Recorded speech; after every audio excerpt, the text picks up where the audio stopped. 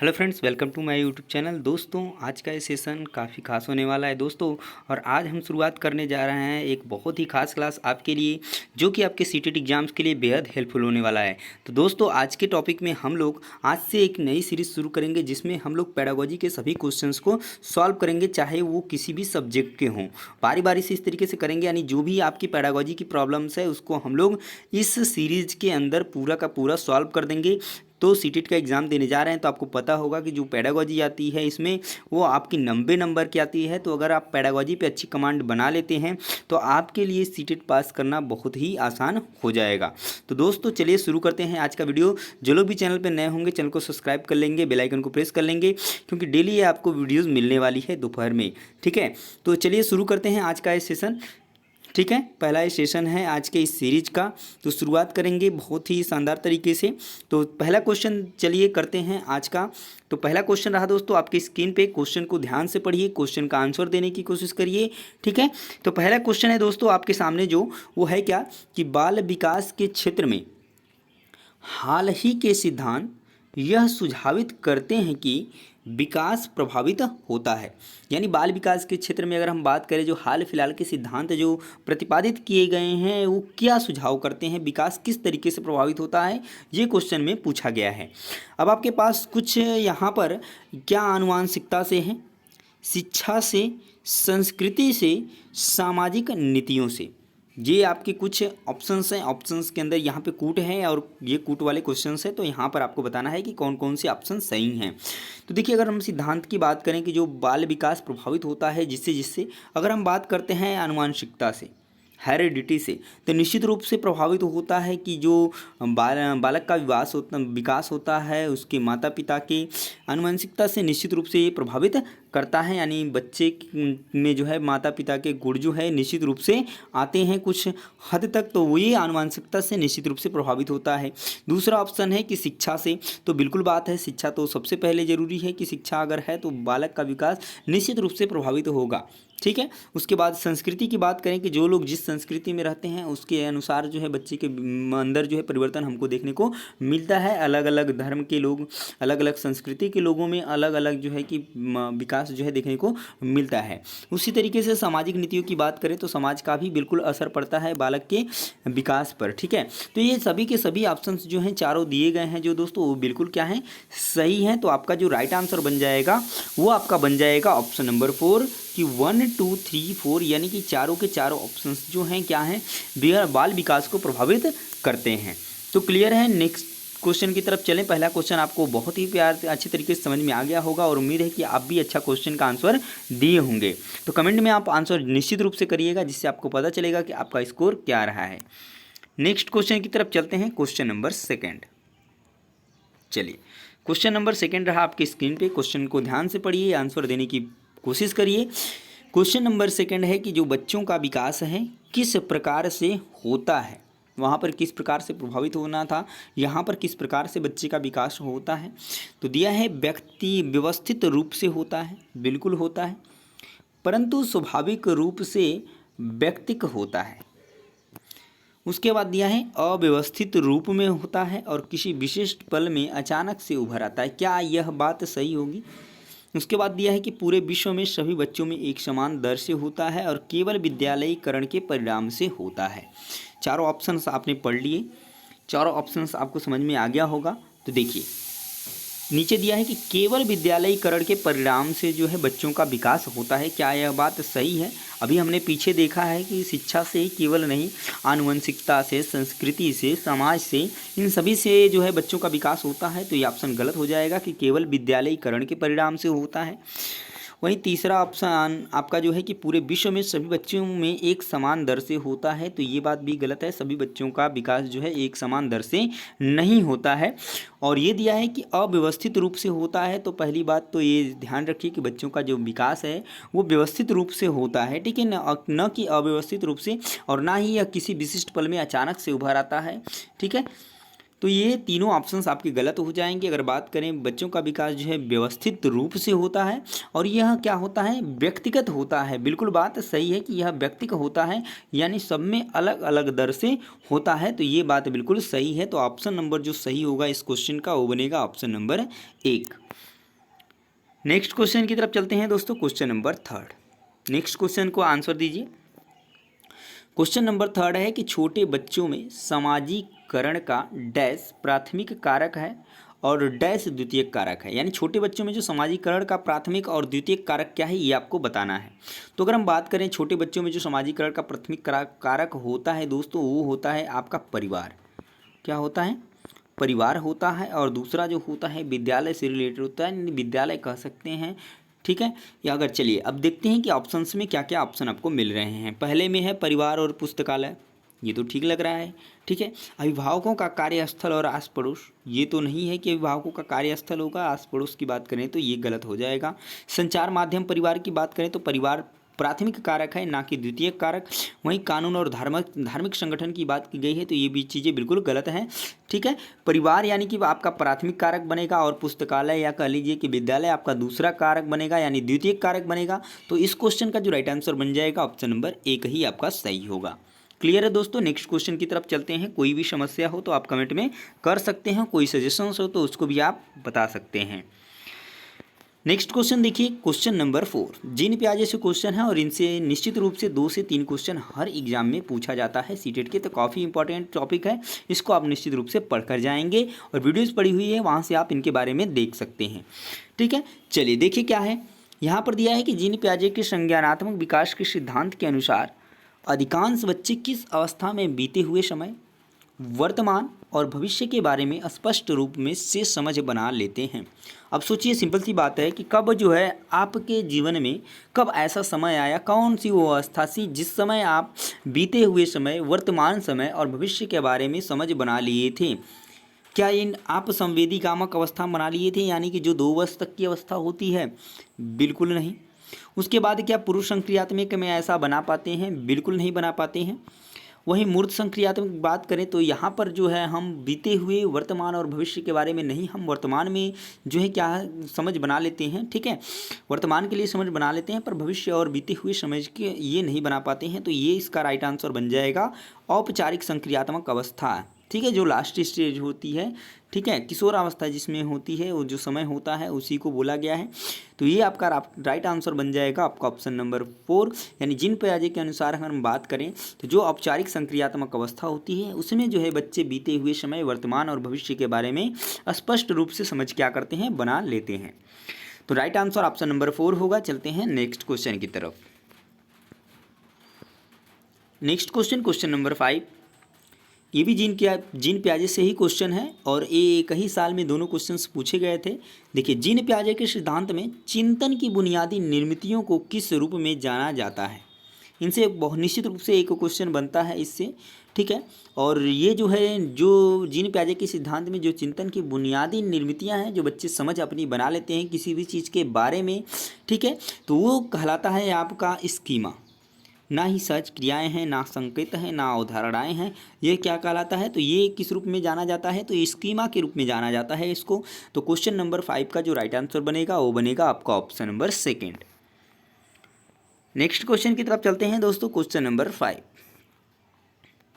Next topic आ जाता है लेव-यागोत्स्की से। निश्चित रूप से आपका क्वेश्चन आना ही आना है, इनसे भी कम से कम 2 से 3 क्वेश्चन आ जाएंगे एग्जाम के अंदर, देखने को मिल जाएगा आपको। तो इस टॉपिक को आपको अच्छे तरीके से पढ़ करके जाना है।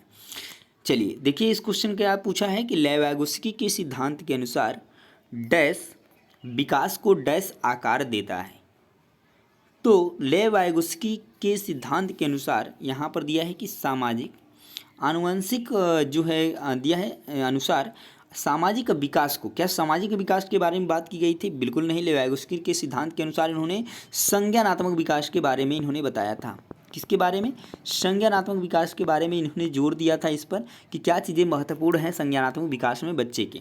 तो देखिए, इसमें सामाजिक है, इसमें भावात्मक है, इसमें शारीरिक है, तीनों ऑप्शंस गलत हो जाएंगे। यानी कि यहाँ पर जो एक ही चीज़ बचेगा कि लेव-यागोत्स्की के सिद्धांत के अनुसार संज्ञानात्मक विकास को आकार देता है। तो क्या देता है? संस्कृति आकार देता है। ठीक है, तो यहाँ पर जो आपका सही आंसर बन जाएगा वो बन जाएगा आपका ऑप्शन नंबर सेकंड वाला जो सही हो जाएगा, बिल्कुल ठीक है। क्लियर है। नेक्स्ट क्वेश्चन की तरफ चलते हैं, क्वेश्चन नंबर 7। क्वेश्चन नंबर 7 है लेवागुस्की से ही कि लेवागुस्की ने संज्ञानात्मक विकास की प्रक्रिया में किसकी भूमिका पर बल दिया है। तो जब भी लेवागुस्की की बात आए, संज्ञानात्मक विकास में महत्वपूर्ण की बात आए कि इन्होंने किस चीज़ को महत्वपूर्ण माना है, तो इन्होंने 3 चीज़ों को महत्वपूर्ण माना है। ठीक है, SCL की बात करेंगे तो यस का मतलब हो जाएगा यहाँ पर सोशल से मतलब हो जाएगा, समाज से मतलब हो जाएगा। सी से मतलब कल्चर से हो जाएगा यानी संस्कृति से हो जाएगा। वहीं पर यल की बात करें तो इसका मतलब हो जाएगा लैंग्वेज से यानी भाषा की बात करेंगे। तो यहाँ पर देखिए तीनों ऑप्शंस में क्या मिल रहा है, यानी समाज, संस्कृति और भाषा में तीनों में से किसको इन्होंने तीनों पर बल दिया था, तो यानी इसमें से कोई ऑप्शन आपको एक मिल जाएगा देखने को निश्चित रूप से। तो देखिए यहाँ पर जो दिया है कि किसकी भूमिका पर बल दिया है, तो भाषा है, पहला मिल गया। संज्ञानात्मक द्वंद्व नहीं दिया था, सहज क्रियाएं नहीं किया था इन्होंने, स्कीमा जो है जीन पियाजे से संबंधित है। तो यहाँ पर जो राइट आंसर बन जाएगा ऑप्शन नंबर 1 बन जाएगा, यानी कि लेवागुस्की ने संज्ञानात्मक विकास की प्रक्रिया में जो बल दिया था, इन्होंने भाषा पर बल दिया था कि सबसे पहले भाषा आया। ठीक है, 2 चीज़ें में आपको ध्यान देनी है इन चीज़ों में। नेक्स्ट क्वेश्चन देखिए, क्वेश्चन नंबर 8। क्वेश्चन नंबर 8 है कि नैतिक विकास का सिद्धांत लॉरेंस कोहलबर्ग के साथ साथ और किसके द्वारा प्रतिपादित किया गया है। तो नैतिक विकास का सिद्धांत निश्चित रूप से हालांकि जाना जाता है लॉरेंस कोहलबर्ग के, पर इनके साथ साथ और किसने प्रतिपादित किया था, तो वो और कोई नहीं थे, वो थे आपके जीन पियाजे साहब। तो राइट आंसर इस क्वेश्चन का जो बनेगा वो बनेगा आपका ऑप्शन नंबर 3। नेक्स्ट क्वेश्चन की तरफ चलते हैं, क्वेश्चन नंबर 9। क्वेश्चन नंबर 9 है कि एक अध्यापक को अपनी शिक्षण शास्त्रीय प्रविधियों के बारे में किस प्रकृति का होना चाहिए, यानी कि एक अध्यापक को शिक्षण शास्त्रीगत प्रविधियों के बारे में किस प्रकृति का होना चाहिए, उसका नेचर क्या होना चाहिए, क्या दृढ़ होना चाहिए, गैर लचीला होना चाहिए, लचीला होना चाहिए या अनजान होना चाहिए। तो देखिए अगर हम बात करें एक अध्यापक को, तो उसकी प्रकृति क्या होनी चाहिए, तो वो आपका होना चाहिए दृढ़ होना नहीं चाहिए, और गैर लचीला भी आपका गलत हो जाएगा, और अनजान बिल्कुल नहीं होना चाहिए। कैसा होना चाहिए, तो ये आपका बिल्कुल होना चाहिए लचीला। क्या होना चाहिए, लचीला होनी चाहिए उसकी प्रकृति। तो राइट आंसर बन जाएगा इस क्वेश्चन का ऑप्शन नंबर 3। नेक्स्ट क्वेश्चन की तरफ चलते हैं, क्वेश्चन नंबर 10।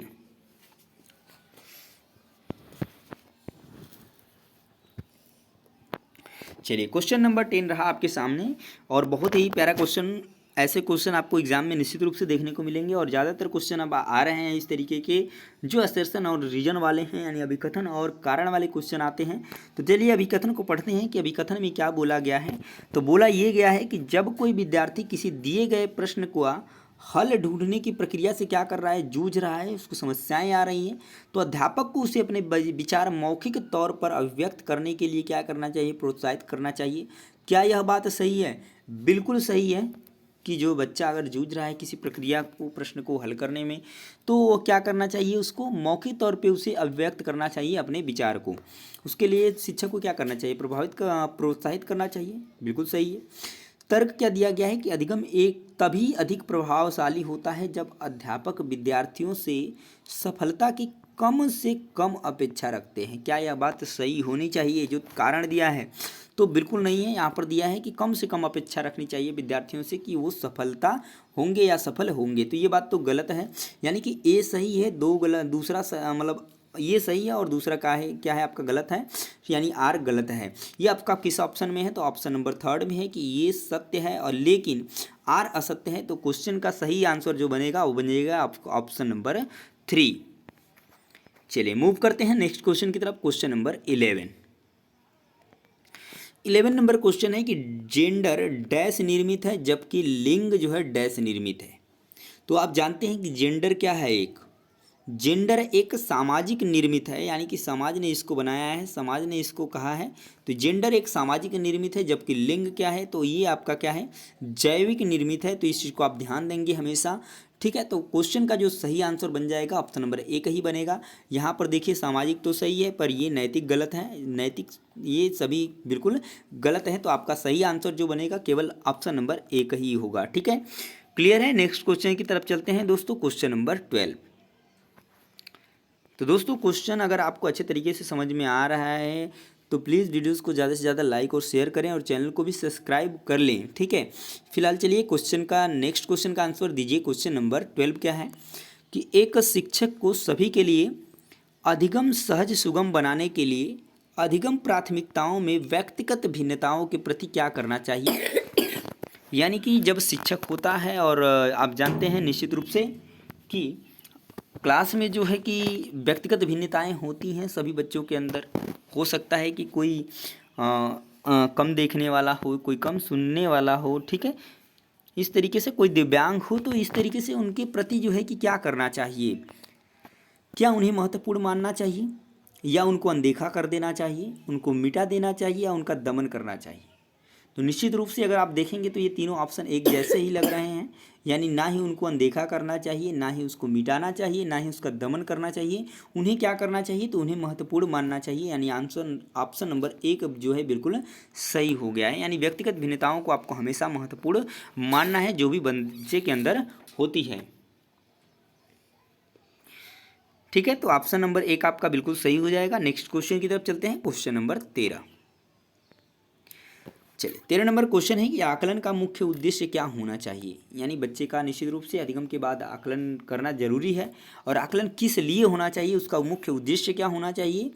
तो दिया है कि विद्यार्थियों के अंकों की व्यापकता का पता लगाने के लिए, या विद्यार्थियों की सीखने की प्रकृति की बातें में समझ बनाने के लिए, संभाव्य असफल और सफल विद्यार्थियों की पहचान करना, या विद्यार्थियों को ग्रेड मान देने के लिए।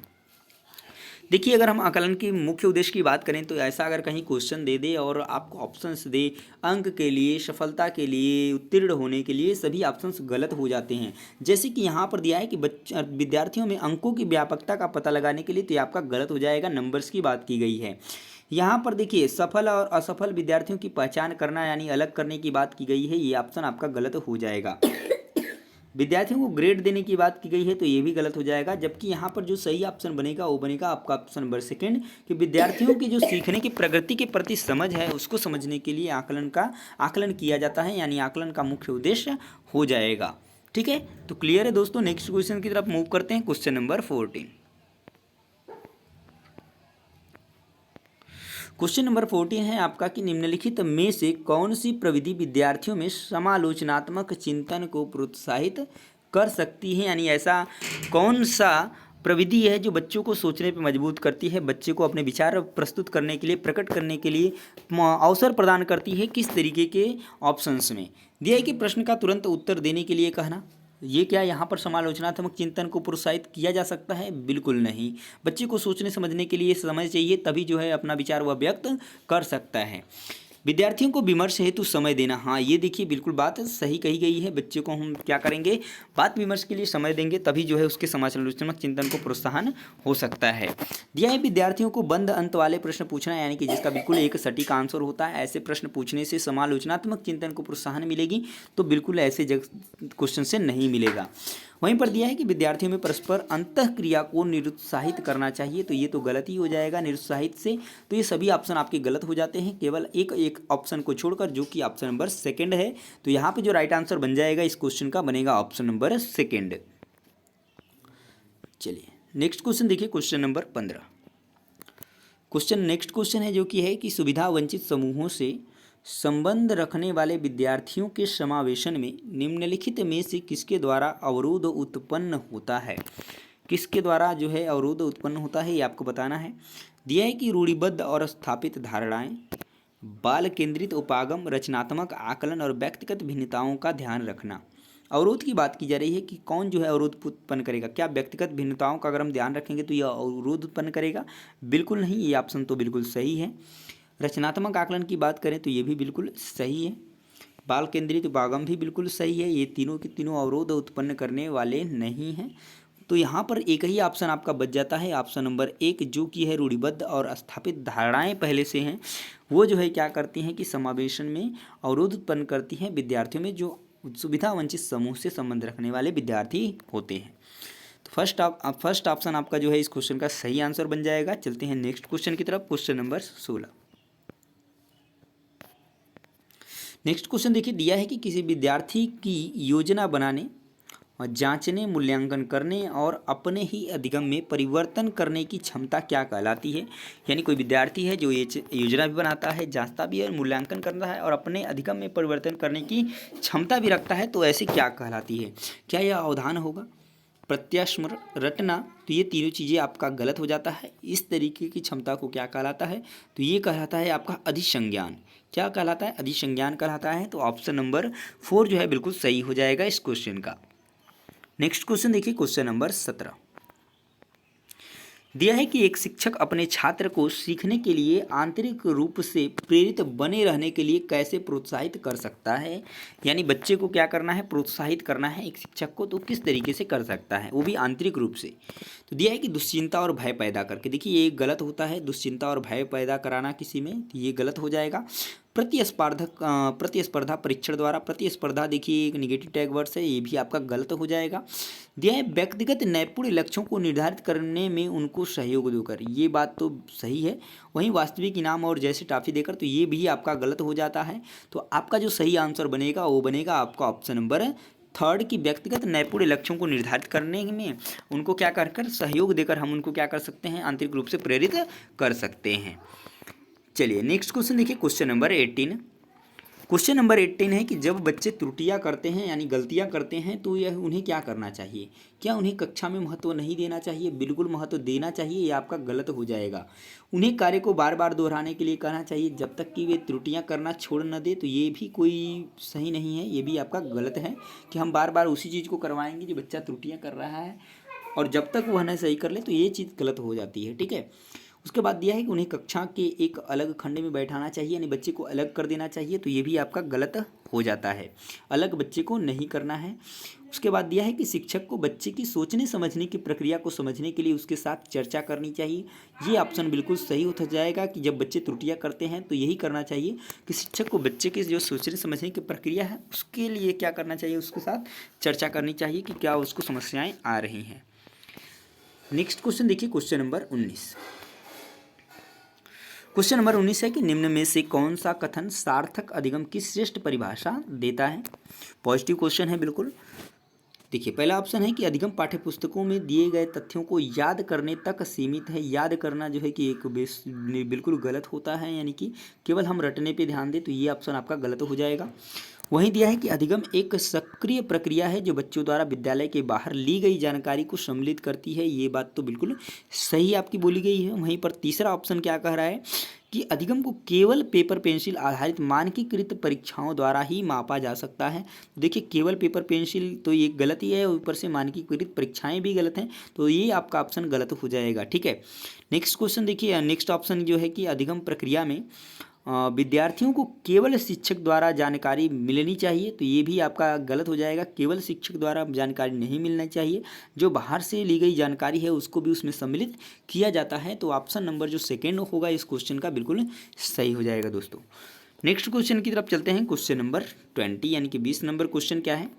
तो देखिए NEP 2020 से क्वेश्चन एक आ गया है इसमें कि राष्ट्रीय शिक्षा नीति 2020 प्रस्तावित करती है कि शिक्षा कैसी होनी चाहिए।